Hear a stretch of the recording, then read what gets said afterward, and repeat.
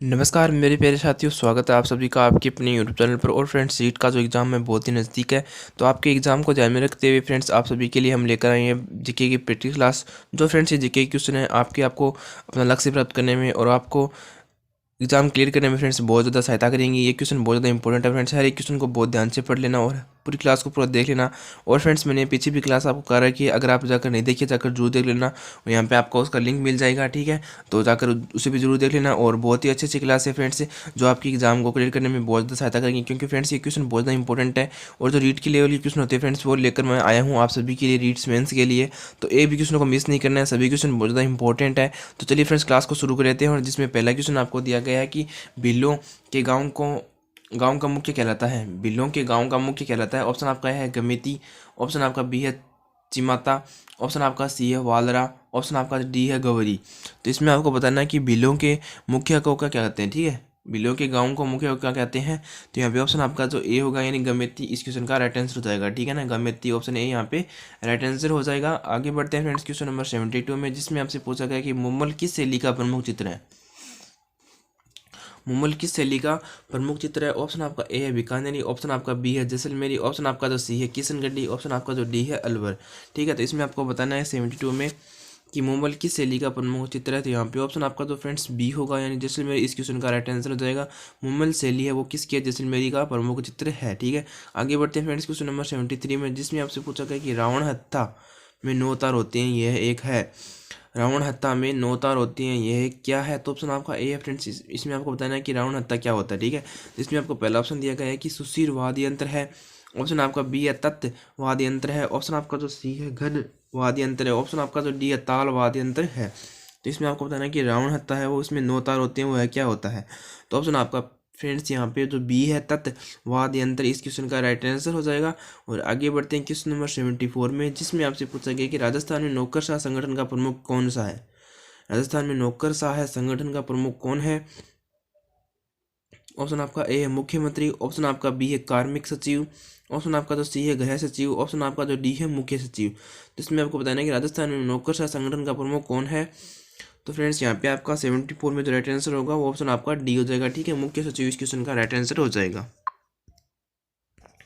और 75 में फ्रेंड्स आपसे पूछा गया है कि राजस्थान में सर्वाधिक जल विद्युत किस योजना से प्राप्त होती है।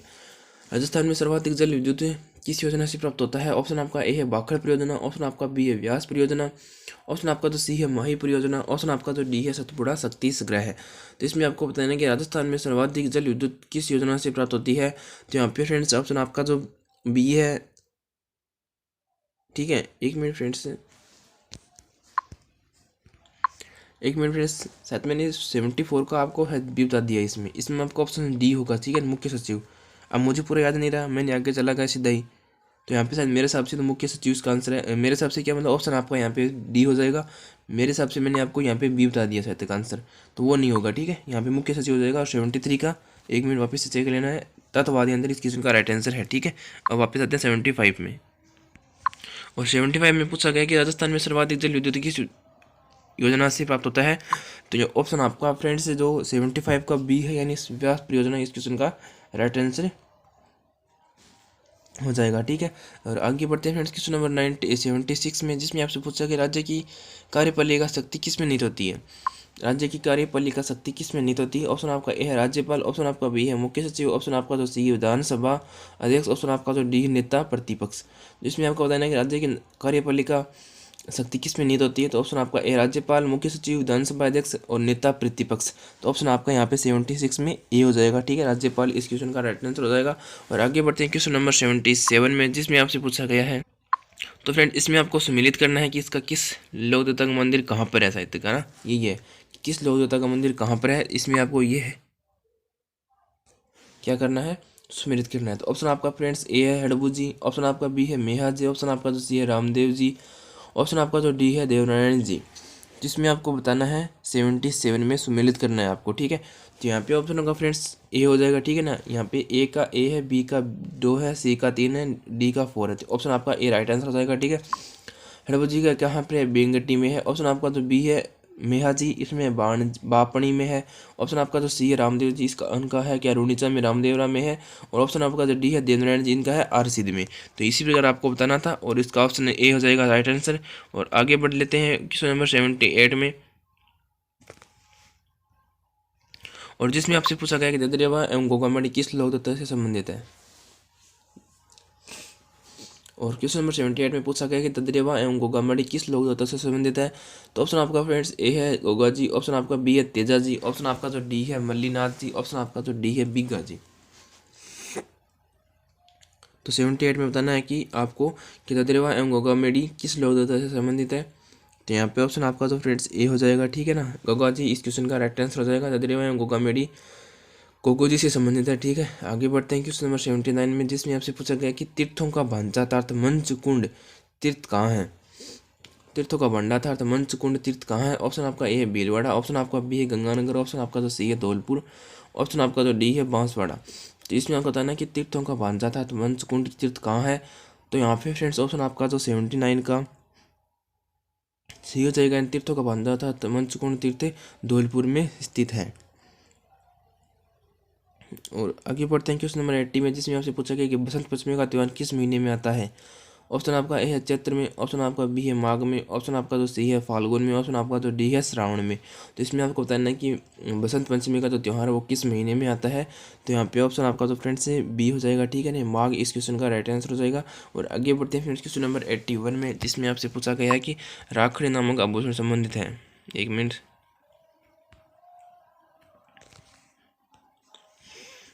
हाँ अब बात कर लेते हैं कि राखड़ी नामक आभूषण संबंधित है। ऑप्शन आपका ए है नाक, ऑप्शन आपका बी है कान, ऑप्शन आपका तो सी है गला, ऑप्शन आपका जो डी है सिर।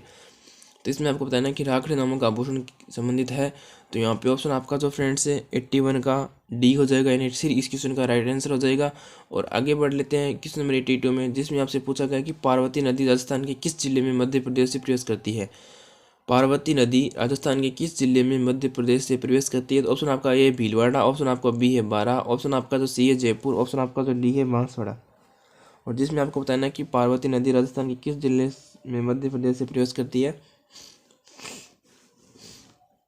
तो यहाँ पे ऑप्शन आपका तो फ्रेंड्स 82 का बी हो जाएगा, ठीक है ना, 12 इस क्वेश्चन का राइट आंसर हो जाएगा। और आगे बढ़ते हैं 83 में, से राजस्थान में द्वितीय सबसे ऊंची चोटी है जो स्थित है। से राजस्थान में द्वितीय सबसे ऊंची चोटी है वो जो स्थित है वो कहाँ पर स्थित है। तो ऑप्शन आपका ए है उदयपुर जिले में, ऑप्शन आपका बी है चित्तौड़गढ़ जिले में, ऑप्शन आपका जो सी है सिरोही, ऑप्शन आपका जो डी है अजमेर। तो इसमें आपको बताना है कि राजस्थान में जो शेर सबसे ऊंची चोटी है, द्वितीय सबसे ऊंची चोटी है, तो वह कहाँ पर स्थित है। तो ऑप्शन आपका यहाँ पे 83 का सी हो जाएगा, ठीक है, सिरोही इस क्वेश्चन का राइट आंसर हो जाएगा। और आगे बढ़ते हैं क्वेश्चन नंबर 84 में, जिसमें आपसे पूछा गया कि किस झील को डेब्बर झील कहा जाता है। किस झील को डेब्बर झील कहा जाता है। तो ऑप्शन आपका ए है राजसमंद, ऑप्शन आपका बी है पिछोला, ऑप्शन आपका जो सी है फतेह सागर, ऑप्शन आपका जो डी है जयसमंद। तो इसमें आपको बताना है कि किस झील को डेब्बर झील कहा जाता है। तो ऑप्शन आपका 84 का यहाँ पे डी हो जाएगा, ठीक है, राजसमंद झील को सॉरी फ्रेंड्स जयसमंद झील को हम क्या कहते हैं, डेब्बर झील कहते हैं। आगे बढ़ते हैं क्वेश्चन नंबर 85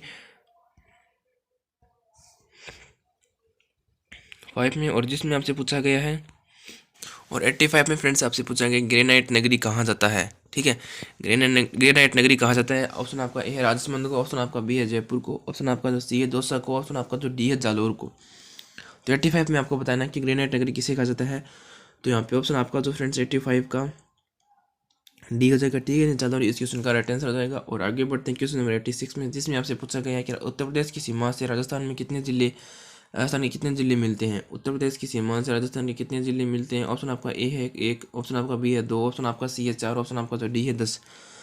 तो इसमें आपको बताना है कि उत्तर प्रदेश की सीमा से राजस्थान के कितने जिले मिलते हैं। तो यहाँ पे ऑप्शन आपका 86 का बी हो जाएगा, यानी 2 इस क्वेश्चन का राइट आंसर हो जाएगा, ठीक है। और उत्तर प्रदेश की सीमा से राजस्थान के कितने जिले मिलते हैं। तो ऑप्शन आपका ठीक है 2 हो जाएगा। और ऑप्शन आपका जो 87 जिसमें आपसे पूछा गया कि असंगत बताइए, जिसमें आपको असंगत बताना है। तो लुन्नी है जोजड़ी, ऑप्शन आपका बी है माही है साबरमती, ऑप्शन आपका जो सी है जम्बल है बनास, ऑप्शन आपका जो डी है बनास है बेडस, ठीक है। जिसमें आपका 87 में ऑप्शन आपका बी हो जाएगा, ठीक है, यानी माही और साबरमती यहाँ पे क्या है ऑप्शन जो राइट आंसर होगा, यानी यहाँ पे इसमें गलत बताया गया है और जो जानकारी दी गई यहाँ पे वो गलत बताई गई है। तो इस हिसाब से आपका 88। अगले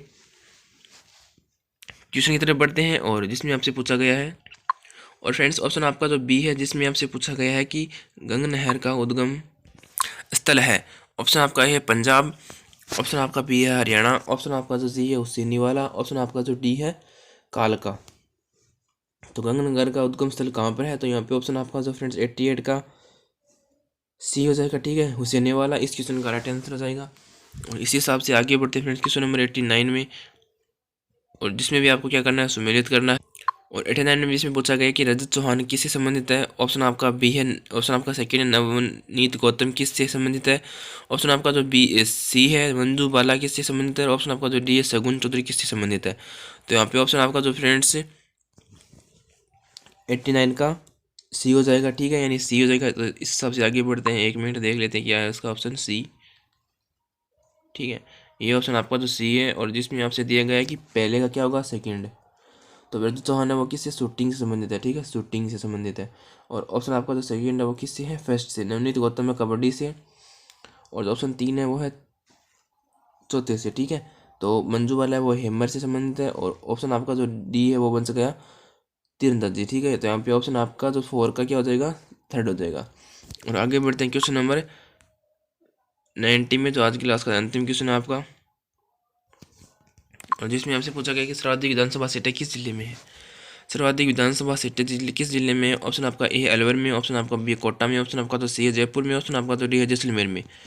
तो सर्वाधिक विधानसभा सीटें किस जिले में? तो ऑप्शन आपका सी हो जाएगा, ठीक है, जयपुर इस क्वेश्चन का राइट आंसर हो जाएगा। और फ्रेंड्स आज के लिए बस इतना ही रखेंगे हम। अगर आपको हमारी क्लास अच्छी लगी तो फ्रेंड्स वीडियो को लाइक करिए, चैनल को सब्सक्राइब करिए और अपने दोस्तों में शेयर करिए, क्योंकि फ्रेंड्स ये क्वेश्चन आपके लिए बहुत ज़्यादा इंपॉर्टेंट है। तो चैनल को जरूर सब्सक्राइब करना और बेल आइकन को भी ऑन कर लेना। और फ्रेंड्स आपको पिछली क्लास नहीं देखी जाकर जरूर देख लेना, हमारे चैनल पर जाकर विजिट करके मैंने वहाँ पे प्लेलिस्ट बना दी है, तो वहाँ पर जाकर आप जरूर देख सकते हो। और वहाँ पर आप बहुत ऐसे क्वेश्चन की प्रैक्टिस कर सकते हो, तो जाकर जरूर करना फ्रेंड्स। और अपने हम आपको मिलेंगे नेक्स्ट क्लास में, तब तक के लिए जय हिंद, वंदे मातरम।